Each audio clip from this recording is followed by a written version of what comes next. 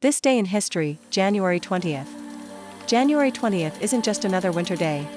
It's a date that has reshaped nations, launched presidencies, ended crises, and exposed some of history's darkest chapters.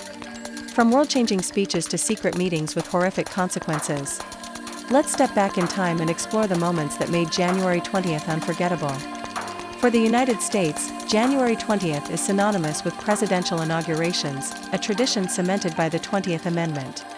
In 1937, Franklin D. Roosevelt was sworn in for his second term, becoming the first U.S. president inaugurated on January 20th, instead of March 4th. The change shortened the lame duck period and modernized the transfer of power. In 1961, on this icy January day, John F. Kennedy delivered one of the most iconic inaugural addresses in history, urging Americans to ask not what your country can do for you, ask what you can do for your country. The speech captured Cold War tension and inspired a generation toward public service. On January 20, 1969, Richard Nixon was inaugurated as the 37th president, promising unity at a time when the Vietnam War and social unrest deeply divided the nation.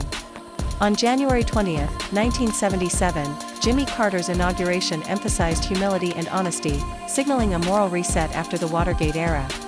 On January 20, 1981, Reagan took office during economic turmoil, but within minutes of his oath, a long-running international crisis finally ended. After 444 days in captivity, 52 American hostages held in Iran were released on January 20, 1981. Just moments after Ronald Reagan was sworn in. The timing was no coincidence and marked the end of a humiliating standoff that had defined the final year of Jimmy Carter's presidency. January 20th also marks one of the darkest moments in human history. In 1942, senior Nazi officials met at the Wannsee Conference near Berlin.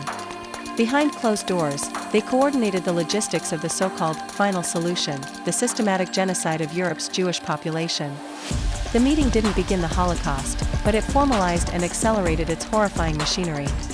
On January 20, 1841, Hong Kong Island was ceded to Britain following the Convention of Chuenpi during the First Opium War. This moment set Hong Kong on a vastly different historical path, shaping its identity as a global trade and financial hub for over a century. In 1986, Americans officially observed the first federal holiday honoring Dr. Martin Luther King Jr. Held on January 20th that year, the holiday recognized King's enduring legacy and the long struggle to honor his impact on civil rights.